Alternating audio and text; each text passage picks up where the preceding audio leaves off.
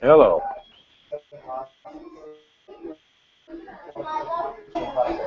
All right. All right, so here we are.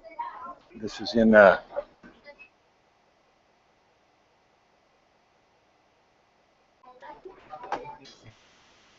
and we are broadcast from the A&W.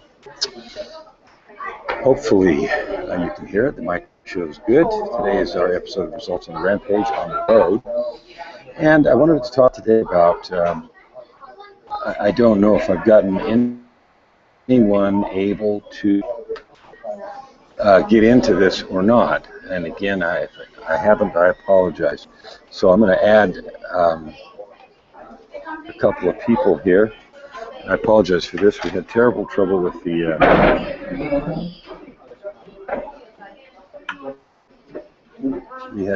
Wi-Fi and all kinds of stuff.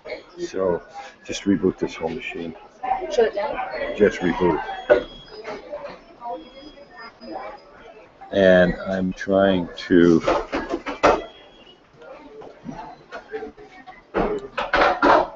get this Hangout going, the broadcasting, but I'm not sure.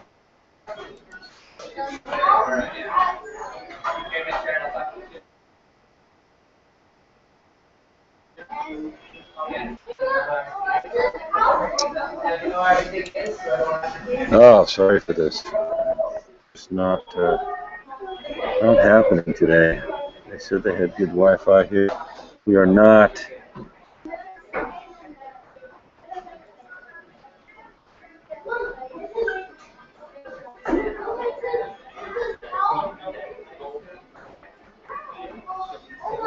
We are not getting.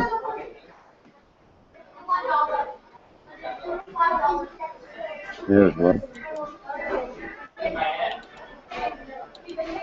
All right, well, I've sent out one invitation to see if I can get something going on. But anyway, so today is another episode in the results equation.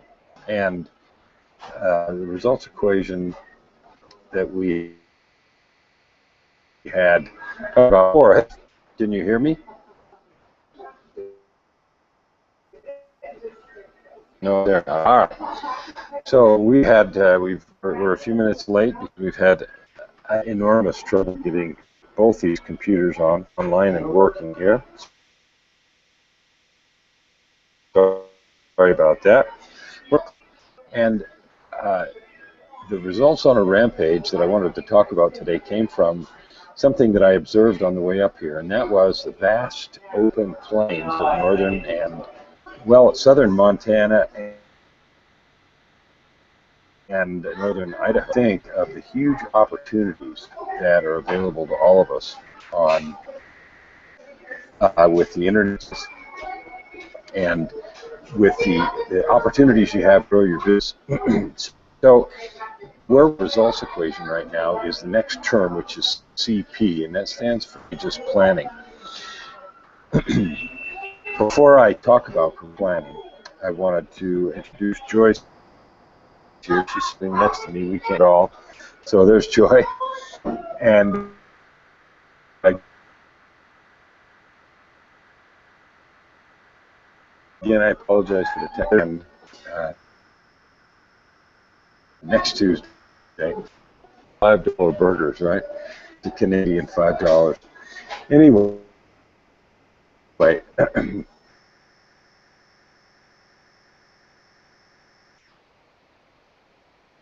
talked about in the band, most people completely miss. The plan is a specific plan. So far, we talked about results. We talked about and the three questions associated with creating the specifics, involving our entire senses. And today we're talking about the next term, the next to last one. Today is CP, which is courageous plan. And I said that we were going to, in the banner, we talk one thing most people miss. And here it is. Here's what people miss all the time. They make a plan, and the plan is something like, oh, I need to get a website up today or this week, or I need to get that project done, or I got to get the garage clean, or something like that. And it's a very vague plan, and it also doesn't contain any specific deadline. So the thing that most people miss for effective planning is a specific deadline and a measurable set of actions that let you know exactly when this is done. So let's think about farmers planting in northern Idaho and southern Montana. If they, in fact, didn't have planting completed by a certain period of time, that means actually seeds in the ground by that time, they wouldn't have a harvest. Much like a business, if I don't have a product completed and finished and out to the marketplace by a certain period of time, obviously I'm not going to be able to engage any customers, draw any clients to me and make any sales. So the specific piece of planning that surprisingly enough most people miss is a precise deadline. And I don't mean wishful thinking, well, I got to get it done this week, or I got to get the garage clean this weekend, or something like that. But a specific plan that lets you know exactly the critical path that you have to take, one step after another. It's like prerequisites in college. And deadlines. So I'm going to take this class this semester, and then the next class next semester. That's really obvious for those people that have been to school. But I can't tell you how many business owners that I work with clients that do not have a critical path figured out, that do not have specific deadlines. This week I'll have this done in these 30 days and this 90 days. And with the contingency and backup plans with allowance for slippage. One of the most successful software programmers that I've worked with was one that always seemed to meet his programming deadlines. And I talked to him about why. And he said it had to do with his planning. And I said, well, you're a better planner than everybody else. He said, no. What I do is I make a plan for what I really think I can do, and then I add 30% for contingencies, because they always happen, and I know they do, and my experience tells me that it's about that much time. So I put that in the plan, and that's the plan I present, and then usually almost all of it to me. So it accomplished two things. It was realistic, it had critical path milestones, and it had a specific deadline that was realistic according to the experience that he had doing some very, very complex and difficult software programming. So that's an example of specific planning. Now I need to look at, I can't even look at the banner because the other one's not up. So I apologize for having so much trouble with the technical stuff today. Christopher, I see you're on here. I don't actually even know if you can hear us. Can you give me some feedback to see if you can hear me? You are hearable, and apparently something is $5 at A&W. Something is in fact $5 Canadian at A&W, and it is a guacamole burger. Oh, a guacamole burger. Wow. Yeah, a guacamole teen burger is $5. We don't have those in the U.S. Yeah, that's a Canadian thing. In Fort McLeod. So I didn't invite anybody else on here because my connection is so bad. I didn't invite Kristen, so everybody's going to feel left out. Manny or anything else. We were here a long time early and have been fighting with the computers, and the computer won't recognize the microphones. I'm in on Joy's machine trying to do this from the road, but that's okay. We get things done, right? The joys of being a road warrior. Our hangout. The joy is, in fact, being a road warrior today. So, Christopher, question about your results on a Rampage. You have some specific results that you've been working on, and you've been diligently attending these hangouts. So, based on what I talked about do what by when, which you've heard me talk about before because we've had a lot of chance to visit. But if I say you do what by when, and I use the examples of what people usually miss about specific deadlines, what does that bring up for you in terms of both understanding and your own experience? Well, I posted just a little while ago that when it comes to deadlines, I think the emphasis for me has been on the word dead. And that the 30% contingency is probably something that's very good to look at from the standpoint of creating software.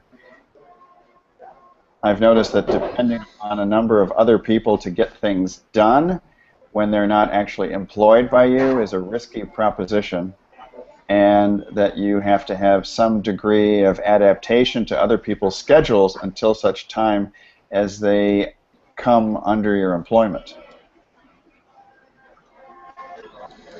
So that's absolutely critical. And what you've mentioned a bunch of things. If you don't control, there, I just invited one other person. If you don't control what another person does, then you know that they may factor into your timeline, or you may wish for them to help you, but you obviously can't control their outcome or their output, and so you can't make that happen. Question: can either of you two guys invite people, or can only I do that? I think you're the kingpin of invites. Okay, I'm going to invite Manny because he had been on here before. Well, he actually is having quality time with the missus because she's been missing him. I won't invite him then. Never mind. Just do it with the three of us. So you raised a couple of other points. In software and contingencies, that's just one example. So construction has contingency, but every plan that we do never goes according to plan. Nothing that we ever do, nothing that I've ever done goes exactly according to plan. So when you start taking the result equation and you break it down, and the next term we're going to talk about next week is the linchpin for all of it to drive. But the courageous plan, I've had an equation for each of these, and this is simply do what by when. There's two questions. And they break down specifically. So the do what has to be a critical path list, and particularly when, like you said, when you've got other people involved that you don't directly control, then you have to have a critical path list of people too. So in your specific case, this is particularly true, I might add, because I don't yet have signed agreements. So with the contracts not in place, there's not actually a schedule in place with a series of deliverables. That's exactly right. So then what do you do? Let's talk about this for a minute, because there's going to be lots of situations in life where you or I do not control all of the people or all of the variables. Now, if I want to lose weight, that's something that's completely under my control. I don't have to eat anything that I don't want to eat, and I can get up and exercise when I want to exercise. I can control my routine. So that's something that perhaps not completely, but for the most part, it's under my personal control. Creating a company like you are, or more than one, or creating certain projects are not all under my control, particularly as you observe when you don't have contracts with people. So tell me 2 or 3 things that you do, or could do, or should do to limit the losses, or to control cats or herd snowshoe, or all the snowshoes, when you don't control all the marbles. I don't know that I want to hire a whole series of snowshoes, even though he has become part of my personal brand. But I would say that one of the critical elements is having excellent communication. And what I have noticed with some people respond really well to these deadlines and others, and some folks who are really creative and have mad skills when it comes to almost genius level type programming, for example, are not necessarily aligned towards a very linear time oriented schedule.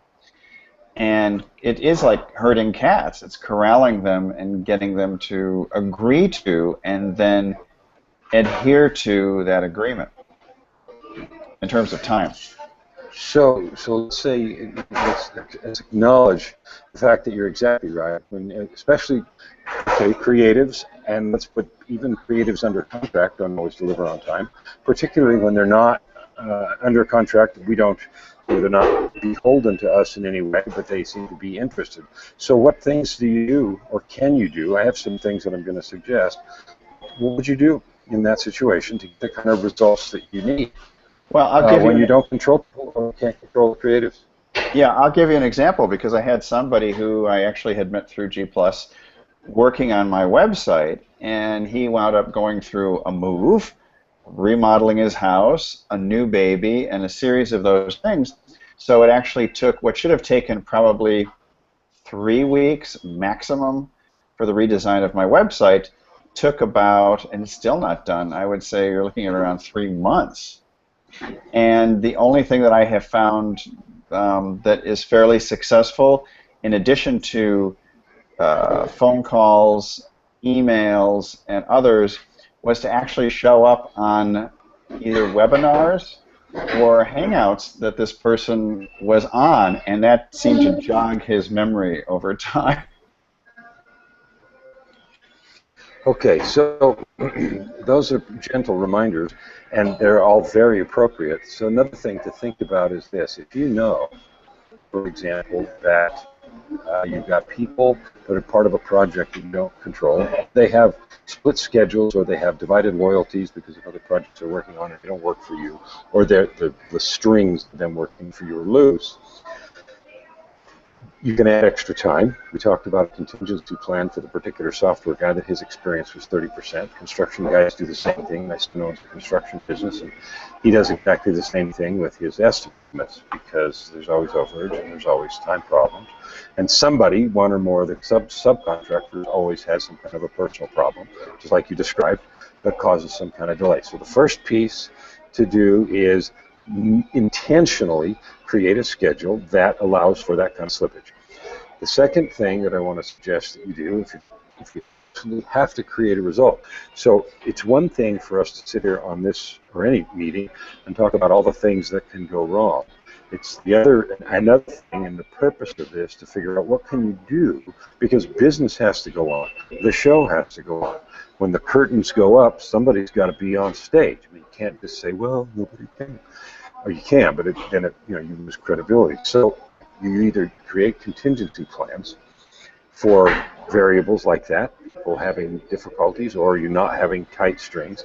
The other thing is to have backup. So if I regularly do that. If I have someone that's going to do something for me,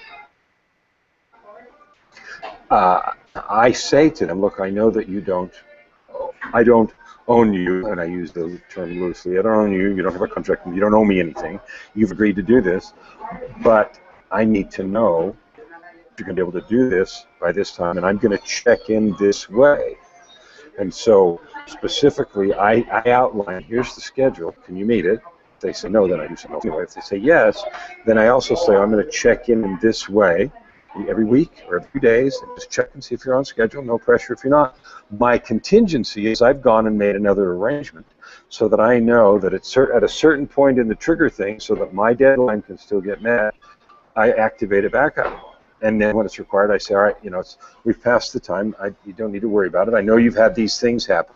And you give them an out, but you do it gracefully. So that is another way. Have backups and agree ahead of time on this sort of check-in so that your stuff doesn't get derailed. Does that make sense? Oh, it does. And in fact, one of the great frustrations that I've had is that my editor has had my manuscript for a book for many, many months now, and I gave her a certain amount of slack, and only to come to the realization that I really do need a backup editor.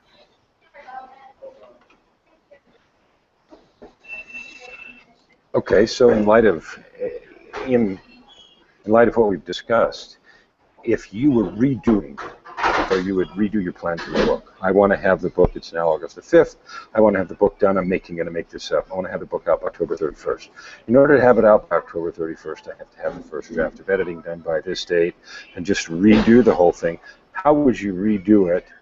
I know you can't put specific dates on it because you haven't thought about it, but how conceptually would you redo it to both use the contingency piece we talked about, the backup piece, and an agreed-upon check-in schedule that you can agree with somebody even if you don't have strings to them, like you own them in terms of employment arrangement or contract status? What would you do now to rearrange that plan? Well, ironically, there actually was a contract that was signed to produce the book.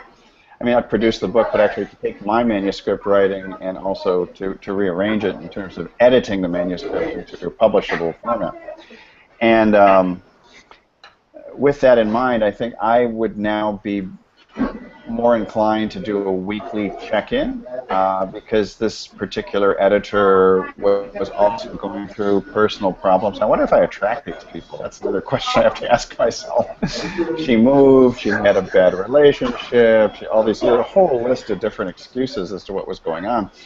And then came back to me and say, I'm ready to go. But I think I gave her too much rope in this case, and allowed her to hang herself. And because of that, without really checking in on a regular basis, I actually allowed things to slip out of control.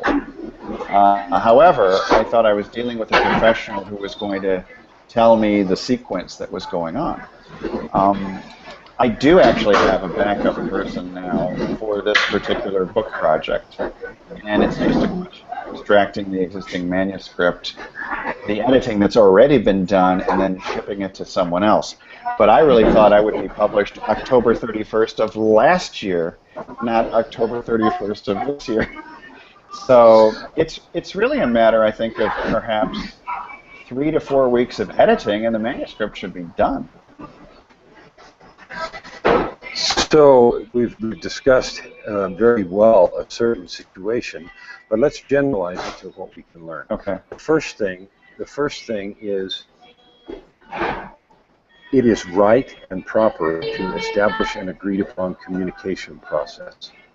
We will talk once a week, and here's what we will talk about. Whether or not you've done, and this is true. This is true whether or not the strings are completely loose. This can be a friend. Because if, in fact, in agreeing on the communication process, you say, look, I've got to have this done by this day. I mean, I just do, okay? I'd love for you to help me. You sound like you want to. Have I read that right? Do you want to? So I have another client. I'm not going to mention it because it's a public thing, but you know them. And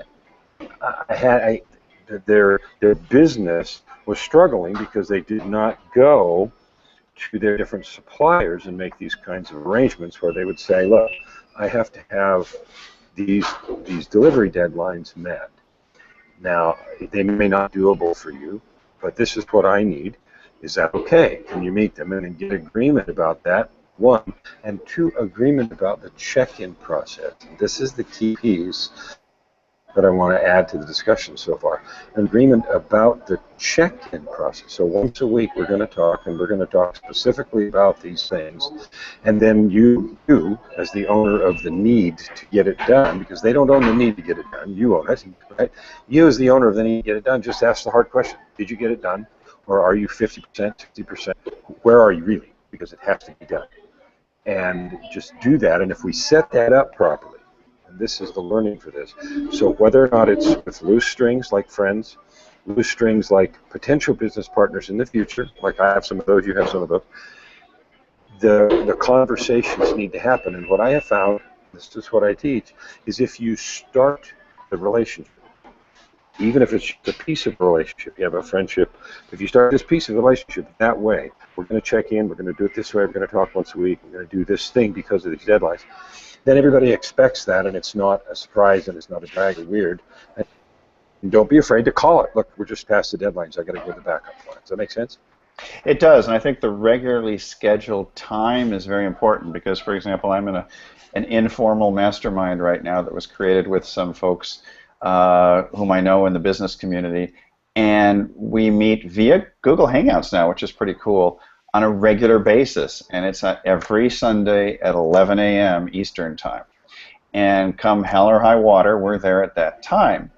And even if we have nothing earth-shaking to share, at least we have established an agreement amongst us, no written agreement, but a commitment to communicate on a regular basis. And that's working so far. And we've been in existence for, I think, 3 or 4 weeks now. When we go back to the purpose of today's hangout, the purpose of today's hangout was to myths when creating a courageous plan. CP, I can't make CPs, but CP was the term. And after we got through all of our technical difficulties, and again, anyone that's watching that wanted to come to Hangout, I apologize. We're here right here to work. So, oh, look, I've joined myself again. Joy finally got the other computer working. Well, anyway, the term for the results equation today is one of the most important. CP, courageous plan, and there are only two questions. Do what, by when. They are the simplest of questions, but what they involve is an agreement between all the critical path events and the critical path parties that the deadlines are real and they are accepted. So if you sort of dictatorially say, I got to have this by then, and you don't get the buy-in from the providers of services, particularly if the strings are loose, you're finished before you start. But if you go in and negotiate with that and say, I need those things, and they say, well, I can't do that, then you ask yourself, do I really need that deadline or not? And you negotiate that way. But the point is, get a negotiated agreement, even with friends, about both the deadlines and a regular check-in process, so that the do what and the by when actually have a meaning. So those two pieces are the critical piece of courageous planning. We didn't even talk about the word courageous yet. We'll do that for just a second. I know we've come to nearly the end of our time. But the planning part is the do what by when with an agreement of all the parties, the path events and the critical path people. Now, courageous is the last piece, and that is this. This whole thing is about results on a rampage, right? And that means an extraordinary amount of results, fantastic results. The courageous piece is simply an acknowledgement that the plans are aggressive. We are planning to do something aggressive. We are doing something powerful, difficult, soul-stretching, or budget-stretching, or time-stretching here. And intentionally, we have created a plan that does that. That does two things. One, it scares people. Two, it can be very motivating. So when I did the whole startup on a new market structure in California, the fact that it had never been done before motivated people to heroic achievement. But it was because it had never been done before. And the courageous piece was, holy cow, we're going to do something new that's never been done before, and we're going to do it in world record time. So the courageous means aggressive, not insane. I've done that too, and so have you, I'm sure. Insane, not, but aggressive plans, and then agreement on the critical path events from the critical path parties, and then most importantly, sort of the regular check-in process. And that process will work whether you have loose strings or tight strings, and as you observe, even with tight strings and contracts, stuff doesn't always happen. So that is the term courageous planning. Glad, Christopher or Kristen, I see that you're here too. Christopher, got anything else to add to that about your experience? I had one, and it reminds me when you're talking about either getting an agreement from friends or from others, the process I used to use in my big practice when I was employing another number of people in the interview process. There are certain questions you can ask of an employee and some that you can't. For example, you can't ask, do you have a car or do you drive, but you can ask the question, is there anything that would prevent you from getting to work on time? That's a perfectly logical and reasonable question, and I think you can probably apply the same sorts of things when you're working either with friends or with, even this loose type of association until such time as you have a hard and fast written agreement with clear deliverables. You're right. Everything you've said is really right, and I guess the key piece is this. If some of the players that you've got working on your project aren't committed or don't really care if it gets done, replace them. Because you can't have a critical path item, and if you're loosey-goosey about it and you don't care if it gets done this year, whatever. But that's not the kind of results on a rampage we're talking about here. The results equation and the processes we're talking about here are for impressive goals, powerful deadlines, things you need to do, are important to get done. So setting the loosey-goosey whole thing aside, then these structures that we're talking about are the ones that will work for accomplishing amazing things in a defined or even record period of time, and they're the processes that I have both observed and developed over the years that I have been both a business coach and an executive in business as well. So, CP, courageous planning, do what by when. Don't be afraid to make courageous plans, and don't be afraid to ask the tough questions. somebody's not committed, they're not committed. And pretending and asking them a different way isn't going to make them suddenly committed. You just have to bite the bullet to somebody that is committed, so that you can get the things done you need to get done on time. And I've seen it more than once at a person who wasn't committed, when they see it goes ahead without them, then all of a sudden they're like, hey, wait a minute, what about me? And they get real committed all of a sudden. So that's another thing that can happen as well. What's so funny about that? Well, what's funny is I've seen this with patients, where I would try to dismiss a patient years ago who wasn't complying. They weren't filling out the paperwork or anything properly. And I would say, I really can't take you without this paperwork. And then suddenly they were the most compliant people in the world, because they didn't want to be left behind. So that is a key piece of your strategy in one of your new ventures as well. The feeling of not being left behind or being cut out of the group is a massive motivator. Thank you for participating heavily in this hangout, Christopher. Thanks to you and Kristen, were the only ones on. And I like I said, I don't know what happened to the Wi-Fi here, but whatever. And Joy was here in the peanut gallery, diligently trying to help the other computer get on, but it wouldn't operate. Can I give my 2 cents on it? Please do, Kristen. I was hoping that you'd throw something in. Come on in. Okay, yeah. So what this sounds to me is boundaries. And that's going to be something that is key and important, and as I go forward, is making sure that I find and establish my boundaries, and I make sure that I communicate them beforehand, before anything progresses beyond anything. Just like making sure that I've got it and that I know it, so it's strong and solid within me first before anything. And it applies to everything that I'm working with towards like cause marketing. So thank you for raising that piece, because in my mind it applies in 2 ways. One is there's a decision inside of us about whether or not something's really important to us. Christopher and I were talking about projects. You are and can and should be referring to personal boundaries as well, and you have to decide how important something really is. Like a parent system, you can't do that, and if you do, you'll go to bed, you'll lose some privilege. And then the kid does it, and you don't really enforce it because it wasn't that important to you. And what the kid immediately learns is that the boundary isn't real, and so forth. Employees learn the same thing. Friends learn the same thing. We negotiate our relationships that way. If you establish clearly that something is non-negotiable, it's important, I have to get this done, or this boundary is actually not negotiable, this boundary is real, I need it, I stand by it, then the kind of thing that you've talked about is really important. So the first piece is a decision in you. Is this project, deadline, or personal boundary critical? And particularly in the thing that you're growing, the movement that you're growing and teaching, helping people learn to figure out what their boundaries are and whether or not they're really committed to them, how to get committed to them, and what to do with that commitment. In other words, how to actualize that commitment is really important, both for all of us personally, but particularly for a movement where people are struggling with the notion of boundaries to start with. Go ahead if you have more to say. I'm thinking out loud. You're muted. Do you have anything else you want to add?